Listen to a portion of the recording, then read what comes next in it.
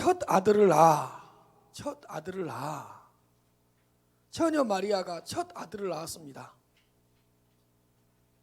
처녀였지만 첫 아들을 낳았습니다. 처녀가 아이를 낳는다는 것은 성령의 역사가 없이는 절대적으로 불가능한 일입니다. 살아오면서 남자 없이 처녀가 혼자서 아기를 낳았다는 그런 소문과 소식을 들어본 적이 있습니까? 저는 아직까지 들어본 적은 없습니다. 그리고 우리 주님 다시 오실 때까지 들을 수 없을 것 같습니다. 성경을 보면 이런 사건들은 있습니다. 경수가 끊어진 여자가 아이를 낳은 사건, 나이를 많이 먹어서 늙은 여인이 아이를 가진 사건, 결혼을 했지만 아이를 갖지 못하다가 결국에는 아이를 가진 사건, 이런 기적들은 몇 번 기록되어 있습니다. 그러나 처녀가 아이를 낳은 사건이 기록된 것은 없습니다. 처녀 마리아 외에는 없습니다. 하나님의 크신 은혜가 처녀 마리아를 얼마나 강하게 붙들고 있었는가를 알 수가 있습니다. 하나님의 절대적인 은혜가 아니면 처녀가 아들을 낳을 수 있다는 것은 상상도 할 수 없는 일입니다.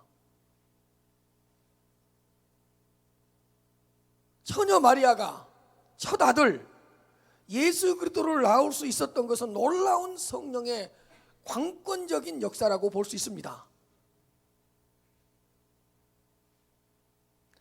처녀 마리아가 첫 아들을 낳았는데 그 아들은 예수 그리스도이십니다. 하나님의 아들이 마리아의 태를 통해서 마리아의 아들로, 사람의 아들로 태어나셨습니다. 이 첫 아들이라는 이 표현 중에 첫이라는 것은 첫 번째 아들이라는 뜻입니다. 그리고 첫 아들이라는 이 표현 중에 아들이라는 이 뜻은 참 사람이었다는 뜻입니다. 그러므로 첫 아들이었기 때문에 사람의 아들이었고 마리아의 아들이었고 참 사람이었습니다. 마리아의 뱃속에 잉태되었다가 사람의 아들로, 마리아의 아들로 이 땅에 태어나셨습니다. 그렇다면 왜 첫 아들이라 그랬을까? 처녀 마리아는 첫 아들 예수 그리스도를 낳은 후에 남편인 요셉을 통해서 몇 명의 자녀들을 더 낳았다는 것을 알려주기 위해서입니다. 남편 요셉을 통해서 몇 명의 자녀들을 더 낳았기 때문에 예수 그리스도를 첫 아들이라고 이렇게 기록을 한 것입니다. 즉 둘째, 셋째를 염두에 두고 첫 아들이라는 표현을 사용했던 것 같습니다. 처녀 마리아는 첫 아들 예수 그리스도를 낳은 후에 요셉의 아내로서 성실하게 살아갔다는 것을 꼭 기억하시기를 바랍니다. 강보로 싸서 구유에 누웠으니 이는 여관이 있을 곳이 없음이러라. 여관을 구할 수 없어서 한 아기가 강보에 쌓여, 포대기에 쌓여서 구유에 누웠습니다. 하나님의 아들이 마리아의 첫 아들 한 아기로 오셔서 강보에 쌓여 구유에 누워 있습니다. 우리는 여기서 영적인 교훈 두 가지를 얻을 수 있을 것 같습니다. 첫째로 그 예수 그리스도의 낮아지심입니다. 하나님의 아들이 마리아를 통해서 사람의 아들로 이 땅에 오셨습니다. 보여주세요. 하나님의 아들로서 그 많은 영광과 권세와 이영과 능력과 존귀를 누릴 수 있었음에도 불구하고 그 모든 것들을 버리셨습니다. 그 하나님의 아들로서의 모든 특권을 내려놓으셨습니다.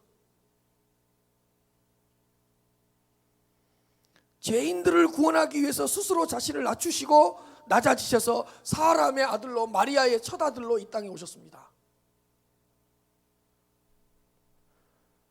하나님의 아들로서 하나님이신 그분이 어떻게 한 아기로 이 땅에 오실 수가 있다는 말입니까? 그분의 낮아지심이요 그분의 낮추심입니다. 빌립보서 2장 5절부터 8절까지 말씀입니다. 너희 안에 이 마음을 품으라. 곧 그리스도 예수의 마음이니 그는 근본 하나님의 본체시나 하나님과 동등됨을 취할 것으로 여기지 아니하시고 오히려 자기를 비워 종의 형체를 가지사 사람들과 같이 되셨고 사람의 모양으로 나타나사 자기를 낮추시고 죽기까지 복종하셨으니 곧 십자가에 죽으심이라. 하나님의 아들이 한 아기로 오셨다는 것 자체가 낮아지심입니다. 예수님은 이 땅에 오셔서 33년 동안을 사셨는데 30년 동안은 거의 가정에서 보냈고 3년 동안 구원의 사역을 감당하셨습니다. 사실 예수님의 그 33년 동안의 삶 전체는 예수 그리스도의 낮아지심이십니다. 예수님의 낮추심이십니다. 사람의 아들로 이 땅에 오셔서 살아가신 그 예수 그리스도의 삶의 과정 전체가 예수님의 낮아지심이요 낮추심이십니다. 왜냐하면 그분이 하나님의 아들로서 하나님으로 계셨다면 사람으로서의 이 삶의 과정, 삶의 여정이 필요하지 않았기 때문입니다. 마리아의 첫 아들로 오셔서 이 땅에서 그분이 행하셨던 모든 순종, 그분이 당하셨던 모든 고난은 우리를 위한 낮아지심이요 우리를 위한 낮추심이십니다. 하나님의 아들이 사람의 아들로 이 땅에 오셨다? 한 아기로 이 땅에 오셨다? 더 이상 낮아질 수 없는 정도까지 낮아지셨습니다. 더 이상 낮출 수 없는 수준까지 자신을 낮추셨습니다. 낮아지시고 낮추시고.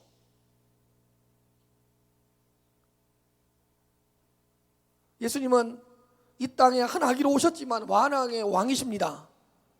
그런데 만왕의 왕이신 그분이 그 값싼 포대기에 쌓여 있습니다. 그분은 한 아기로 오셨지만 그분은 인류의 왕이십니다. 그런데 인류의 왕이신 그분이 차디찬 구유에 누워 계십니다.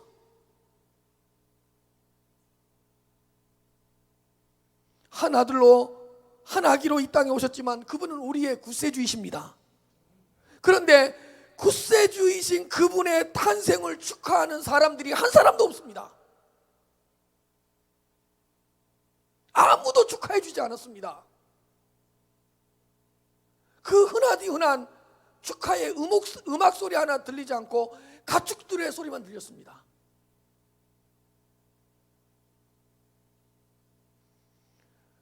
예수님은 태어날 때부터 이 정도로 자신을 낮추셨습니다. 예수님은 태어났을 때부터 이 정도로 낮아지셨습니다. 사랑하는 성도 여러분, 대림절 기간을 보내시면서 예수 그리스도의 낮아지심을 깊이 생각하시기를 바랍니다. 우리도 우리 자신을 좀 낮추고 지체들을 높여줄 수 있는 대림절이 되었으면 좋겠습니다. 우리 스스로 낮아짐의 자리로 좀 나아가고 지체들을 섬기고 이웃들을 섬기는 그런 대림절 기간이 되었으면 좋겠습니다.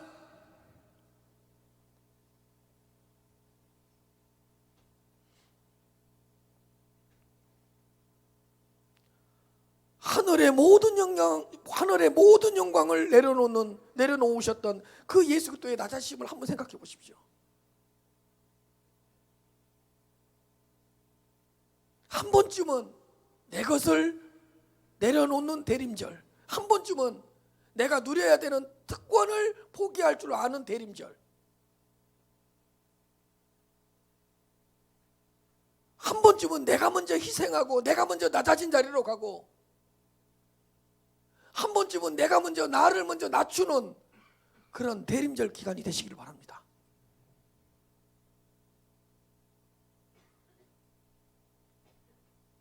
모든 모든 싸움은 누가 더 높냐 때문에 싸우는 거예요. 부부싸움도 마찬가지예요. 한 사람이 낮아지면 게임 끝나는 거예요. 싸우지 않아요. 똑같이 높아지려고 하고 똑같이 내 특권을 내려놓지 않으려고 하니까 그때부터 싸움이 지속되고 싸움이 끝나지 않는 거예요.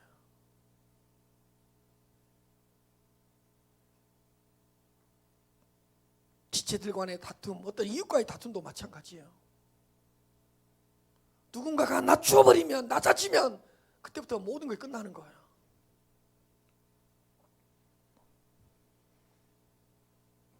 이번 대림절 기간만큼은 어떻게 하면 내가 낮아질 수 있을까? 어떻게 하면 내 자신을 더 낮출 수 있을까?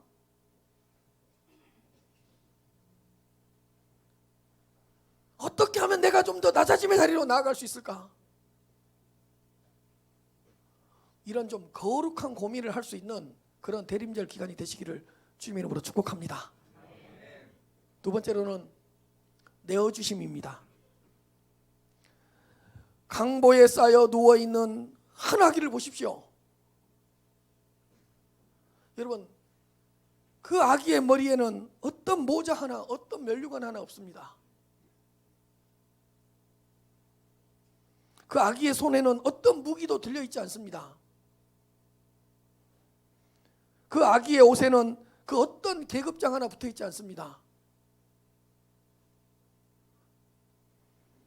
아기의 발에는 그 어떤 특별한 것도 하나 달려있지 않았습니다.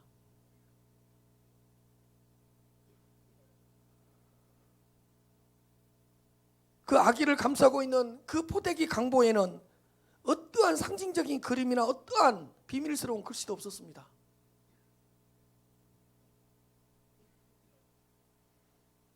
그리고 그분이 누워있는 침상으로 썼던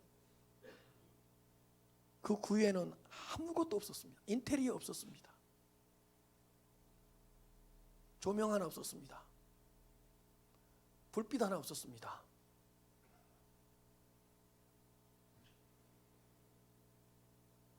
여러분, 인류를 구원할 메시아가 탄생했다고 한다면 우리들 생각에는 뭔가 특별한 모습이라도 있었을 것이고 뭔가 주위에 특별한 것이라도 있었을 것이고 그 주변 상황이 특별했을 거라고 생각하는데 전혀 그렇지 않습니다. 평범한 한 아기였습니다. 아니, 평범한 아기 이하였습니다. 요셉과 마리아는 가난했으니까.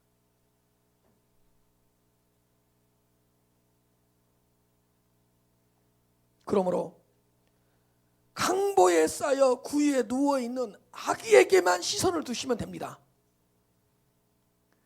구유에 누워있는 아기 외에 그 어떤 것에도 관심을 갖지 못하게 하려고 그 아기의 손과 발에, 아기의 어떤 머리에, 아기의 옷에, 그 아기의 어떤 주변 상황에 아무것도 없었던 것입니다.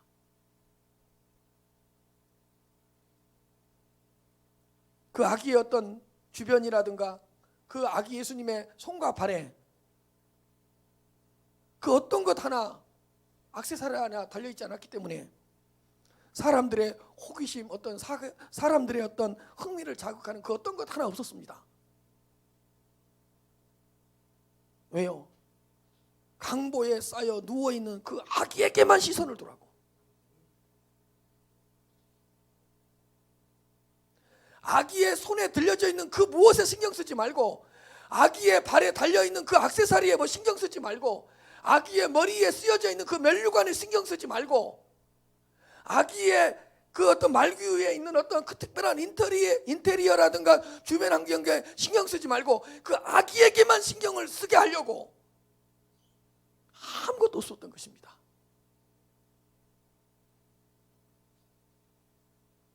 오직 오늘 본문은 아기 예수님에게만 시선을 두게 하려고 했던 것 같습니다.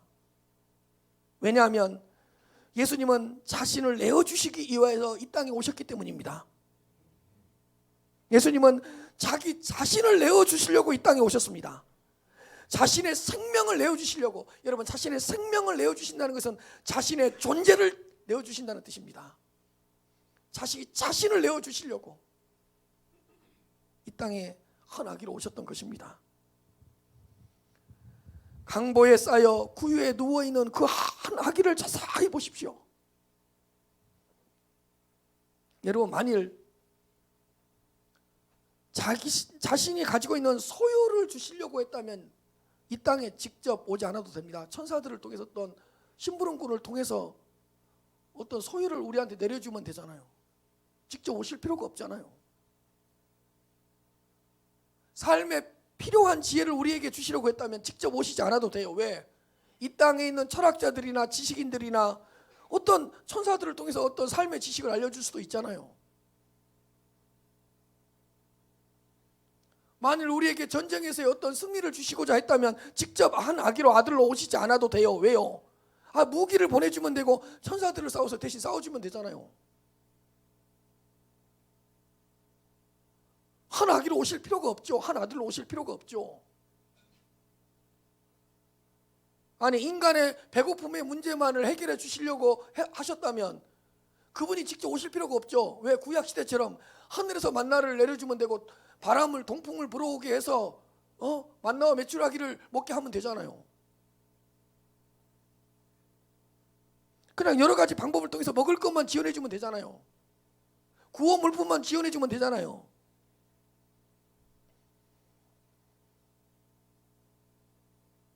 꼭 한 아기로 오실 필요가 있고 한 아들로 오셔서 그 싸디싼 강보에 쌓여 그 바람이 불고 비가 새고 아무도 주목받지 못한 말구 위에 누워 계실 필요가 어디 있겠습니까? 직접 오셔서.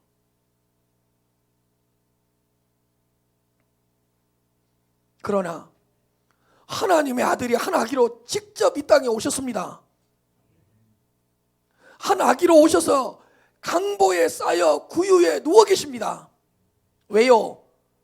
자기 자신을 내어주신 것으로서만 구원의 역사가 일어나기 때문입니다. 자신의 생명을 내어주심으로써만 죄인들을 위한 죄의 값을 치를 수 있기 때문입니다.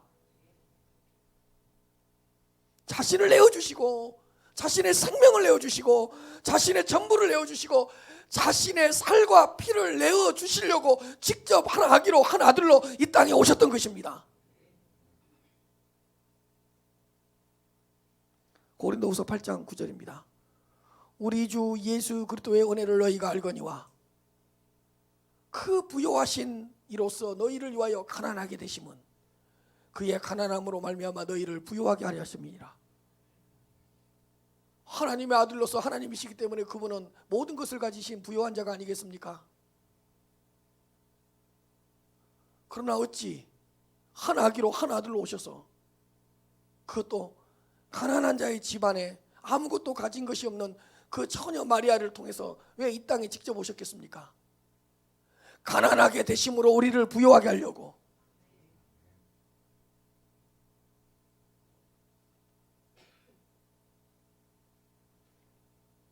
우리에게 생명을 주시려고.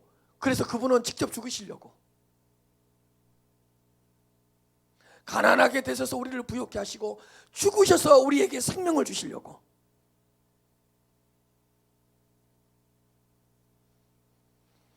우리를 의인 되게 하시려고 죄인이 되어 주셨고 의를 주시려고 우리의 죄를 가져가셨고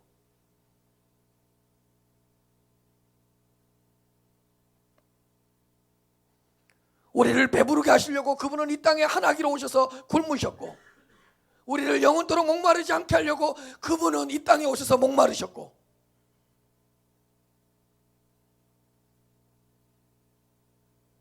우리를 높이시려고 그분은 낮아질 대로 낮아지셨고 그분이 직접 오시지 않았다면 이런 역사는 없잖아요.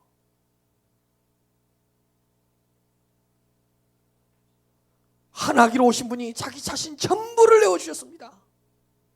내어주셨습니다. 강보에 쌓여 구유에 누워있는 한 아기를 보십시오. 자신을 내어주시려고 이 땅에 한 아기로 오셨습니다. 여러분 다시 말씀드립니다. 소유가 아니라 자신의 존재 자체를 내어주시려고 이 땅에 오셨다는 말입니다. 왜? 이 땅에 오셔야지만이 자기 자신을 내어줄 수가 있고 자신의 생명을 내어줄 수가 있고 자신의 존재를 내어줄 수가 있기 때문에, 그러므로 우리는 소유의 신앙을 갖지 말고 존재의 신앙을 가집시다. 예수님은 자신이 가지고 있는 어떤 소유, 어떤 것을 주신 것이 아니라 자신의 생명을 주셨고 자기 자신을 우리에게 주셨다는 말입니다.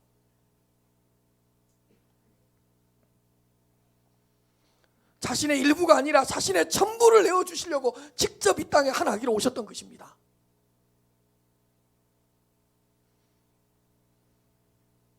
자기 자신을 내어주시기에 강보에 쌓여 차디탄 구유에 누워있는 그 아기 예수 그리스도를 한번 생각해 보십시오.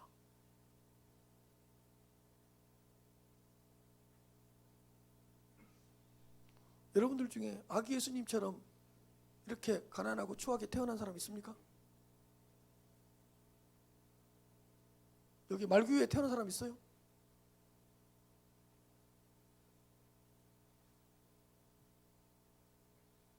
부부 외에 아무도 모르게 태어난 사람 있어요?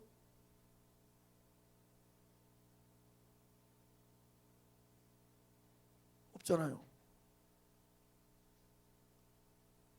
혹시 전셋집 산다고 막 불평하는 사람 있습니까? 예수님은 이 땅에 살아가면서 전셋집이라도 있었습니까? 머리 둘 곳이 없다 그랬는데.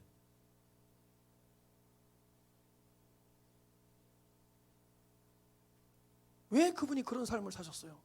자기 자신을 내어주시려고, 자기 생명을 내어주시려고.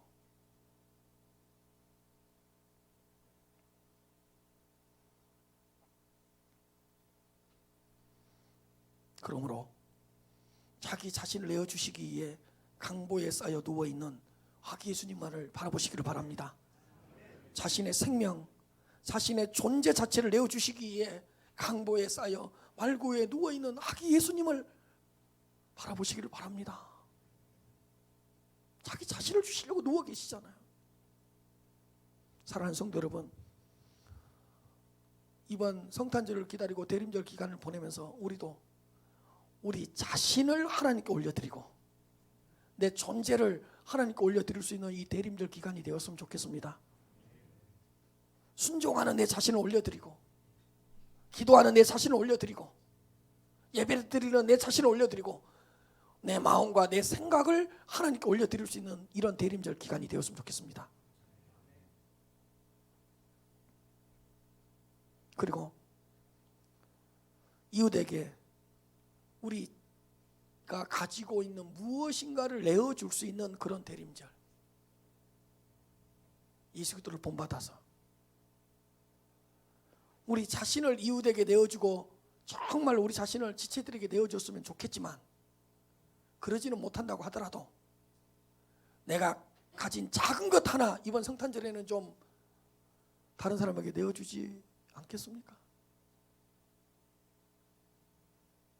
내가 가지고 있는 작은 소유 하나 좀 나누어주면 안 되겠습니까?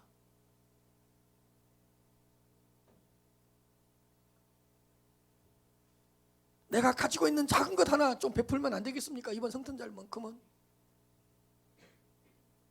주님은 자기 자신을 내어주시고 자신의 생명을 내어주시고 자신의 존재 자체를 우리에게 내어주셨는데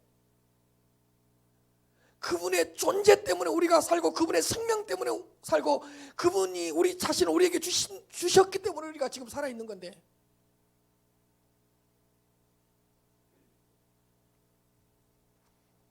그래서 이번 성탄절에는 여러분들 호실 옆에 사람들한테 아무 이유 없이 케이크 하나씩 다 갖다 주세요. 아, 나 모르는데요.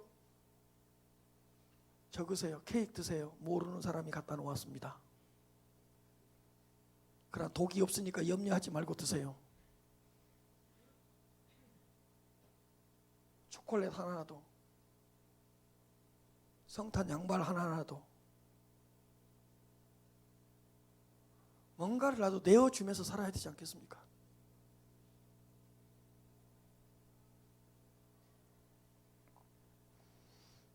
받으려고만 하지 말고 내어주는 이 대림절 기간이 되시기를 바랍니다. 주는 것보다 주는 것이 받는 것보다 복되고 주는 자가 받는 자보다 복되다는 이 말씀을 경험하는 대림절 기간이 되었으면 좋겠습니다. 마지막으로 강보에 쌓여 구유에 누워 있었다.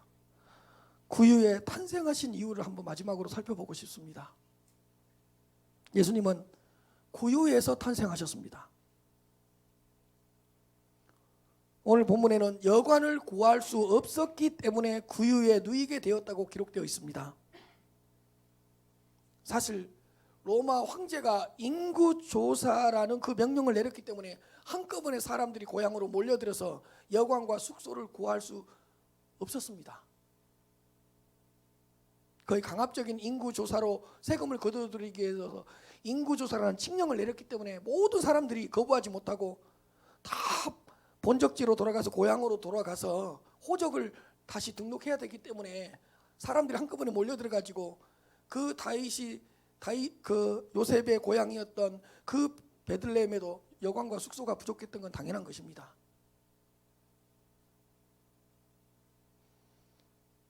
사실 임신한 몸을 이끌고 빨리 갔겠어요. 다른 사람들보다. 출산이 얼마 안 남았는데 갈릴리에서 베들레헴까지는, 갈릴리 나사렛에서 베들레헴까지는 직선거리로 120km에서 130km가 된다는데 이미 요셉과 마리아가 그 베들레헴에 도착했을 때는 여관과 숙소가 다 차서 구할 수 없었던 거예요. 그래서 결국에는 어느 한 사람이 내지는 구유로 들어가게 되었고 구유에서 예수 그리스도를 탄생시켰던 것입니다. 그러나 구유에 탄생하신 것 또한 하나님의 특별하신 섭리가 있다고 봅니다. 구유에서 탄생하신 특별한 이유가 있다고 봅니다. 뭐 때문이냐? 모든 사람을 구원하기 위해서라고 저는 생각합니다. 여러분 생각해 보십시다.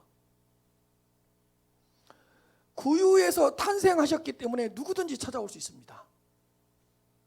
여러분 구유에 누워있는 아기를 찾아오는데 무슨 자격이 필요했고 무슨 절차가 필요합니까? 구유에 누워있었기 때문에 누구든지 언제든지 찾아올 수 있습니다. 특별한 부담감이 없이 찾아올 수 있습니다. 구유에 누워있는 아기를 보러 오는데 뭘 고민을 해요? 그냥 찾아오면 되지. 구유에 누워있는 그 어린 아기 예수님을 바라보는데 어린 아이들도 그냥 찾아올 수 있고 노인들도 그냥 찾아올 수 있지 않겠습니까? 그것도 그 강보에 포대기에 쌓여 있는데 뭐가 부담스러워요? 구유에 누워 있는데 뭐가 부담스러워요? 그냥 언제든지 곧바로 와서 만날 수 있고 예수 그리스도 얼굴을 바라볼 수 있습니다. 근데 여러분 한번 생각해 보십시오. 예수님께서 왕궁에서 탄생하셨다면 그 왕궁으로 들어갈 수 있는 출입증을 가진 몇몇 사람들만 예수 그리스도의 탄생을 바라볼 수 있습니다. 그러지 않겠습니까? 왕궁을 함부로 들어갈 수 있습니까? 또 생각해 보십시오. 예수님이 부요한 집에 어떤 부요한 침대에 누워 계셨다고 한번 생각해 보십시오. 가난한 자들이 어떻게 그 부요한 침대에 누워있는 예수 그리스도를 찾으러 올 수가 있었겠습니까? 마음대로. 또 생각해 보십시오. 귀족들이 모여있는 어떤 특별한 장소에 예수님이 탄생하셨다고 생각해 봅시다. 소외된 자들이 어떻게 찾아와요?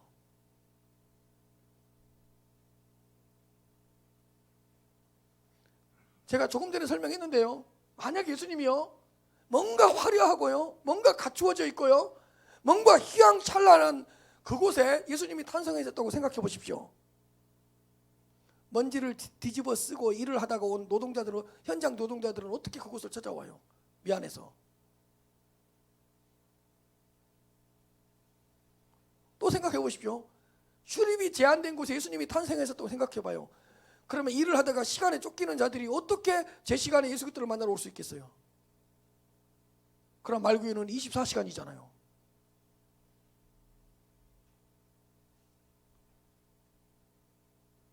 우리 구세주가 강보에 쌓여 구유에 누워 있잖아요.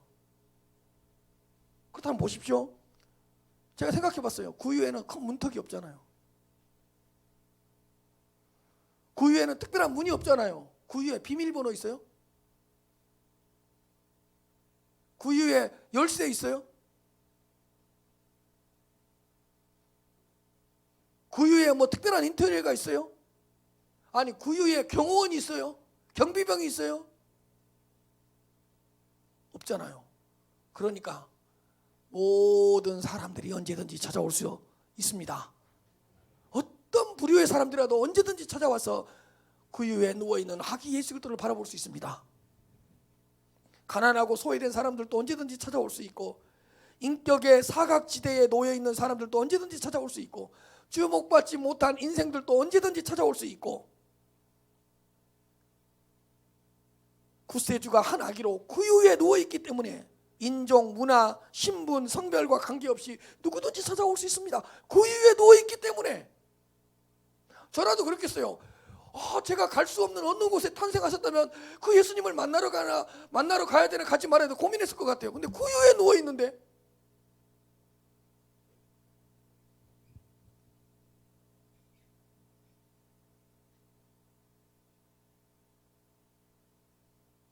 옛날에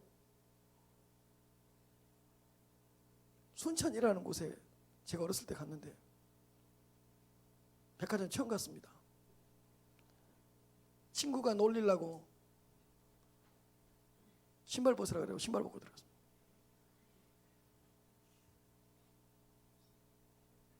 왜? 내가 봐도 신발을 벗을 수밖에 없는 깨끗함, 그런 거 있었거든요. 부담스럽더라고요. 예수님이 거기에 탄생했어 봐요. 누가 마음대로 갈 수 있어요?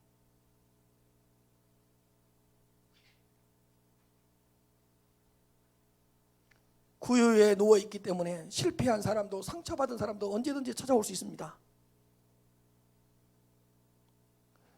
구원주 예수 그리스도는 모든 사람들을 구원으로 초대하기 위하여 발구유에서 탄생하셨던 것입니다.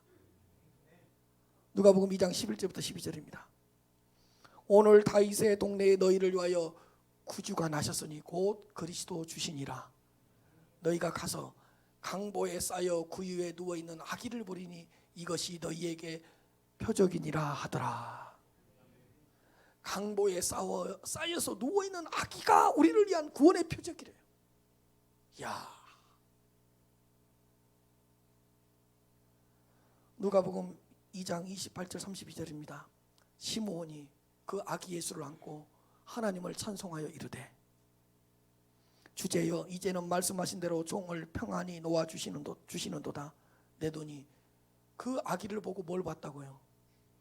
주님의 구원을 보았고, 이 아기는 만민 앞에 예비하신 분이시요 이방을 비추는 빛이시요 주의 백성 이스라엘의 영광이니이다.